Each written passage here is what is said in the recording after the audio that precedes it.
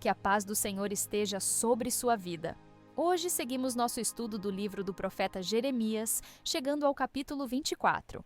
Este capítulo traz uma visão marcante das 2 cestas de figos, que simbolizam o destino dos exilados e dos que permaneceram em Jerusalém.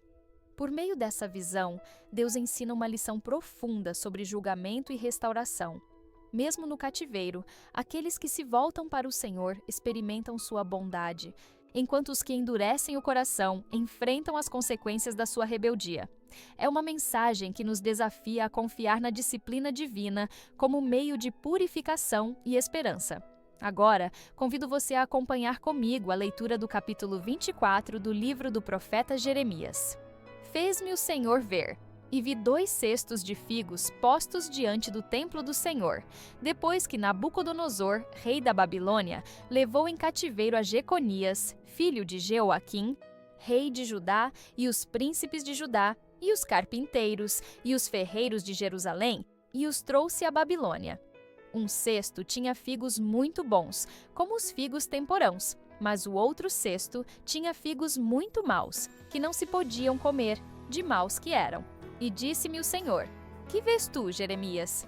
E eu disse: Figos, os figos bons, muito bons, e os maus, muito maus, que não se podem comer, de maus que são.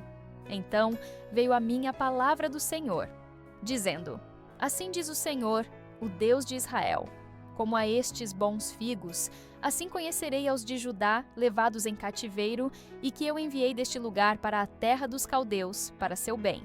Porei os olhos sobre eles, para seu bem, e os farei voltar a esta terra, e edificá-los-ei, e não os destruirei, e plantá-los-ei, e não os arrancarei, e dar-lhes-ei coração para que me conheçam, porque eu sou o Senhor, e ser-me-ão por povo, e eu lhes serei por Deus, porque se converterão a mim de todo o seu coração.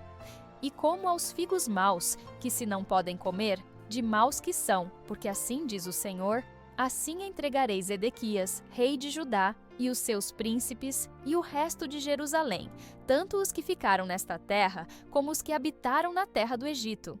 Eu os entregarei para que sejam um terror, um mal para todos os reinos da terra, um opróbrio, provérbio, um escárnio e uma maldição em todos os lugares para onde os arrojei.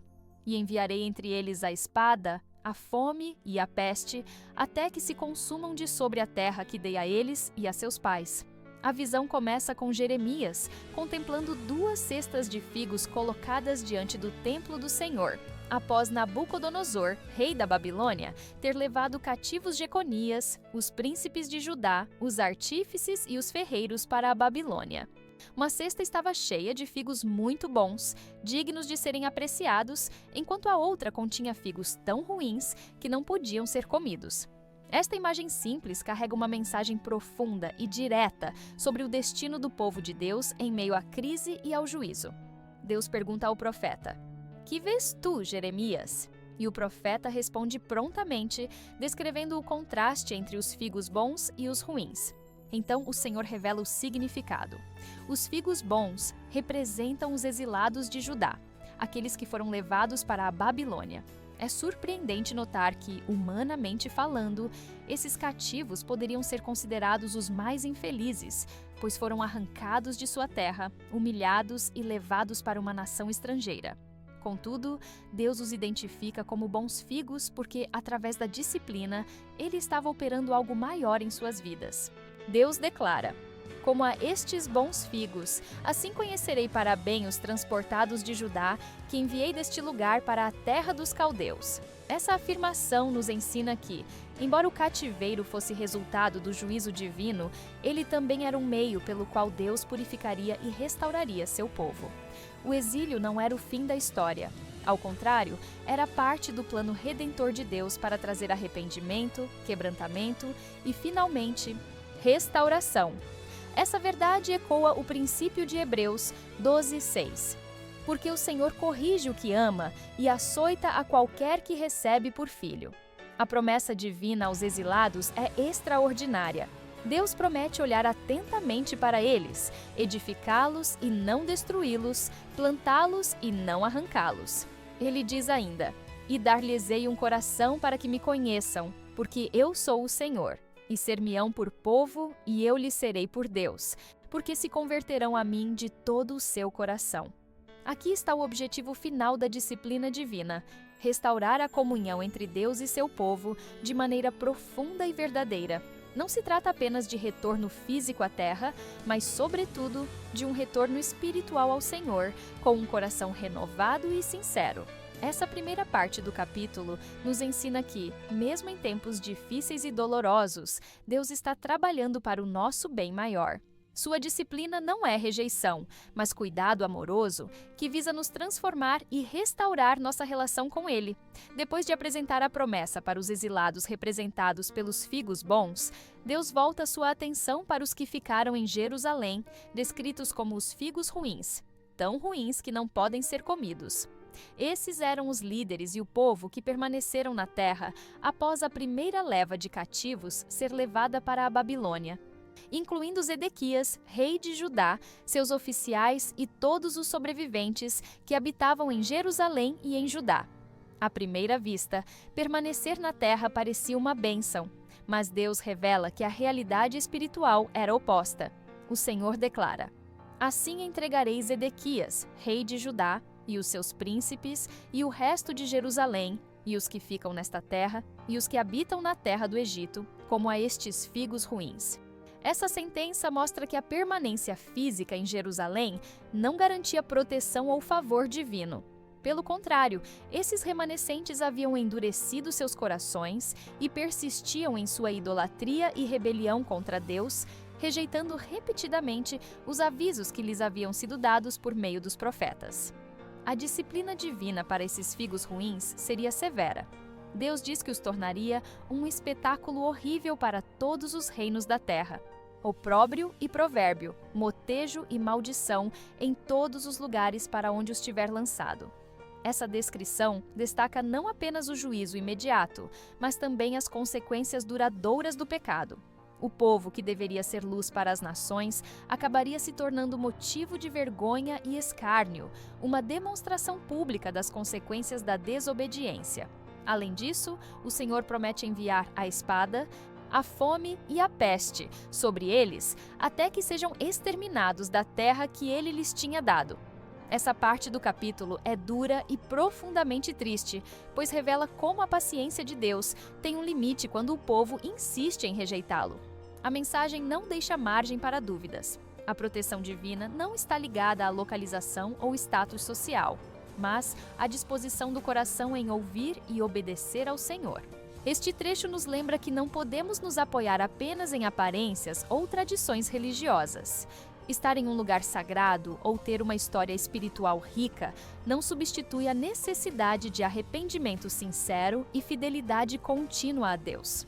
A verdadeira segurança espiritual está em permanecer no caminho do Senhor com um coração quebrantado e obediente, disposto a ser moldado por Ele em todas as circunstâncias.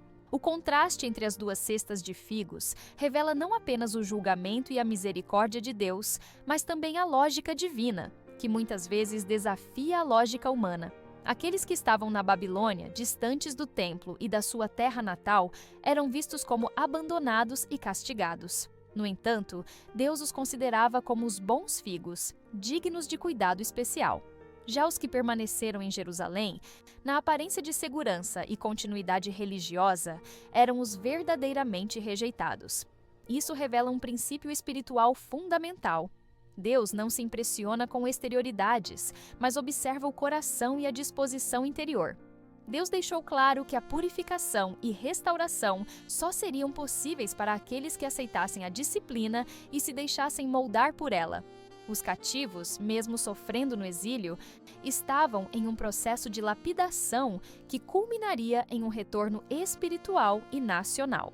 Já os que endureceram seus corações em Jerusalém estavam se tornando cada vez mais resistentes à voz de Deus, caminhando rumo à destruição inevitável. Essa é uma lição preciosa para nós. Muitas vezes, as situações que parecem mais dolorosas são, na verdade, instrumentos divinos de renovação e restauração. Esse ensinamento nos remete a muitas outras passagens bíblicas que reforçam o valor da disciplina e do quebrantamento.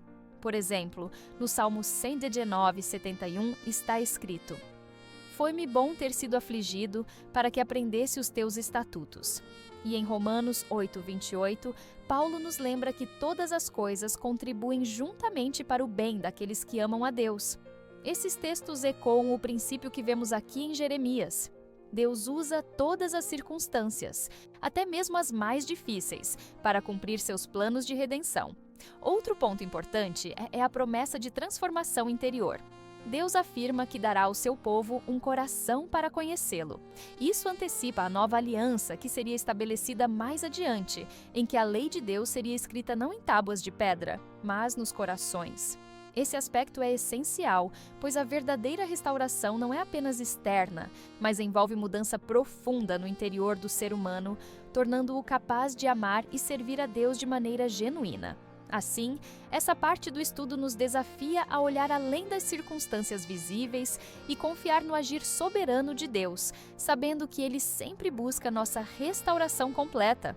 Ele nos chama a aceitar seu trato, crendo que, mesmo quando tudo parece desmoronar, Ele está preparando algo novo e cheio de esperança para aqueles que o buscam de todo o coração. O foco permanece sobre a fidelidade de Deus em meio à infidelidade do povo. Ao destacar o contraste entre os figos bons e ruins, Deus mostra que sua aliança não é anulada pela rebeldia humana, mas segue um princípio claro: bênçãos espirituais são reservadas para aqueles que se submetem à sua vontade. Isso nos ensina que a verdadeira aliança com Deus está fundamentada na transformação interior, não apenas em ritos ou tradições externas. Enquanto os exilados seriam restaurados e preparados para um novo começo, os que permaneceram insensíveis à correção de Deus continuariam a experimentar a deterioração de sua condição espiritual e nacional. Essa realidade aponta para a seriedade com que Deus trata o pecado e para o valor que Ele dá ao arrependimento sincero. Mesmo a distância física da Terra Prometida não impedia Deus de operar a restauração espiritual na vida dos exilados, porque a verdadeira comunhão com o Senhor transcende lugares geográficos e se enraiza em um coração quebrantado. Vemos também aqui um forte lembrete de que a disciplina do Senhor nunca é em vão. Quando aceitamos sua correção e nos submetemos ao seu propósito, experimentamos crescimento e renovação. Por outro lado, resistir à ação divina, mesmo estando cercados de símbolos religiosos, nos afasta cada vez mais da verdadeira vida que Deus deseja nos dar. Jeremias ilustra com clareza que aqueles que insistiam em se manter na segurança de Jerusalém estavam, na verdade, caminhando para a ruína, enquanto os exilados, aparentemente derrotados, estavam no caminho da restauração. Este princípio é reforçado em outras partes das Escrituras. Em Tiago 4:10, lemos: "Humilhai-vos perante o Senhor, e Ele vos exaltará." Esse versículo se conecta diretamente com o que observamos em Jeremias 24. Deus exalta aqueles que, em humildade, reconhecem sua soberania e se deixam moldar por sua mão. A humilhação temporária dos exilados seria o caminho para sua futura exaltação e restauração. Por isso, esta parte do capítulo reforça um apelo direto. Nunca devemos medir a bênção de Deus apenas por circunstâncias externas ou aparentes vitórias. A verdadeira bênção está ligada à nossa posição espiritual diante dele, em quebrantamento, obediência e fé. Deus permanece fiel em todas as suas promessas, e mesmo quando passamos por períodos de disciplina, seu objetivo final é sempre nos restaurar e aprofundar nossa comunhão com Ele. Ao final desta visão impactante, fica evidente que Deus está ensinando algo fundamental sobre a diferença entre aparência e realidade espiritual. Os exilados, que aos olhos do mundo pareciam derrotados e castigados, eram vistos por Deus como figos bons, aqueles que Ele estava preparando para uma nova fase de restauração e bênção. Em contraste, os que permaneceram em Jerusalém, confiando em estruturas políticas e religiosas, eram identificados como figos ruins, destinados ao juízo por sua resistência contínua ao arrependimento. Essa mensagem é profundamente atual. Muitas vezes, interpretamos momentos de crise como ausência de Deus, quando, na verdade, eles podem ser instrumentos de purificação e crescimento. Deus deixou claro que seu plano para os exilados incluía não apenas a preservação física, mas principalmente a renovação espiritual. Dar-lhes-ei um coração para que me conheçam. Isso nos mostra que a verdadeira vitória não está na ausência de dificuldades, mas na transformação interior que Deus realiza, mesmo em meio aos momentos mais difíceis. Por outro lado, os figos ruins representam um alerta grave para todos os tempos. Permanecer em uma posição de religiosidade aparente, sem arrependimento genuíno, é uma armadilha perigosa. O povo que ficou em Jerusalém acreditava que sua permanência na Terra Santa era garantia de bênção, mas negligenciava a verdade mais profunda. Deus busca corações contritos e obedientes, não apenas rituais e formalidades. O ensinamento final deste capítulo nos desafia a examinar continuamente nosso coração diante de Deus. Estamos dispostos a ser moldados, mesmo quando isso significa passar por processos dolorosos? Estamos prontos para reconhecer que, muitas vezes, a disciplina do Senhor é uma expressão de seu amor e cuidado para nos restaurar plenamente? Jeremias 24 nos lembra que Deus nunca abandona os seus, mesmo quando a disciplina é necessária. Ele vê além das circunstâncias externas e conhece aqueles que lhe pertencem de verdade. Sua promessa de dar um novo coração que o conheça e o ame sinceramente aponta para a obra completa que Cristo veio realizar, selando a nova aliança com seu sangue e nos capacitando a viver em plena comunhão com o Pai. Que possamos abraçar essa verdade com fé e humildade, buscando ser sempre encontrados entre aqueles que têm um coração disposto a conhecer e obedecer ao Senhor, confiando que Ele transforma todo momento de crise em oportunidade de crescimento e restauração. Agora, convido você para uma breve oração. Senhor, meu Deus e Pai, te louvamos porque a Tua palavra nos ensina a olhar além das circunstâncias e confiar no Teu propósito soberano. Pedimos que Tu nos dês um coração quebrantado e disposto a ser moldado por Ti, mesmo em tempos difíceis. Ajuda-nos a reconhecer a Tua mão em todas as situações e a permanecer fiéis, confiando que a Tua disciplina é expressão do Teu amor. Que cada um de nós seja encontrado como figos bons, frutificando para a Tua glória. Em nome de Jesus Cristo, nosso Senhor e Salvador, oramos e agradecemos. Amém. Agradecemos pela sua presença aqui neste canal de estudo, onde vimos o capítulo 24 de Jeremias. Prepare-se para nosso próximo estudo, que será o capítulo 25. Se esta mensagem tocou o seu coração, compartilhe-a com aqueles que precisam ouvir sobre o amor, a justiça e a soberania de Deus. Cada compartilhamento é uma semente lançada em solo fértil, e o Senhor, em sua infinita graça, abençoa aqueles que dedicam suas vidas a espalhar a verdade de sua palavra. Junte-se a nós nesta missão de alcançar mais vidas com a mensagem do Evangelho. Compartilhe este estudo com amigos, familiares e em suas redes sociais, permitindo que mais pessoas conheçam a fidelidade do Senhor e encontrem segurança em sua presença. Que o Senhor abençoe sua vida abundantemente, renove suas forças e o guie em cada passo do caminho. Amém.